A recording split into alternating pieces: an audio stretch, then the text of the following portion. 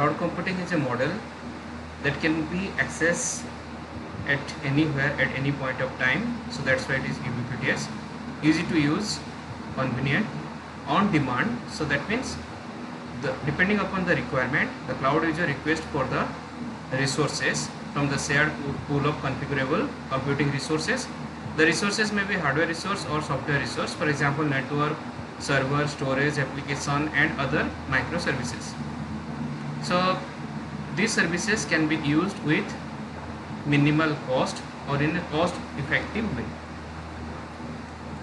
So cloud computing basically consists of or can be used in messaging, video, movie, shopping, storage of photo, music, application, chatting applications and game. Cloud computing consists of three different level of abstraction, that is infrastructure, platform and application. So that's why the models are said to be infrastructure as a service, platform as a service and application as a service. Infrastructure includes compute, storage, network. Platform consists of object storage, identity, runtime, queue, databases.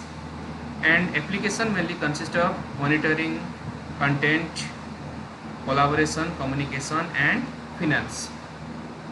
The company who are using cloud computing model, the renowned companies are Amazon Web Services, Microsoft, Google, Apple, Netflix.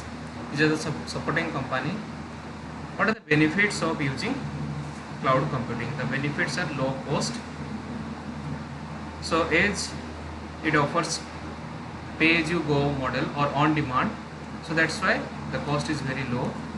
Flexibility, flexible in using the different services or the resources. Collaboration, different application, different institution can be collaborated through cloud computing model. Software update, regular updates are being notified to the cloud user. Mobility, we can use at any time, at any point of, at anywhere, at any point of time. Data loss prevention, it protects from external misuse, it provides security. Productivity, it leads to performance efficiency at low cost, so that's why the productivity increases. So already we discussed infrastructure as a service, platform as a service and software as a service. The examples are infrastructure as a service, AT&T, Rackspace Cloud, Amazon Web Services. Platform as a service, Google,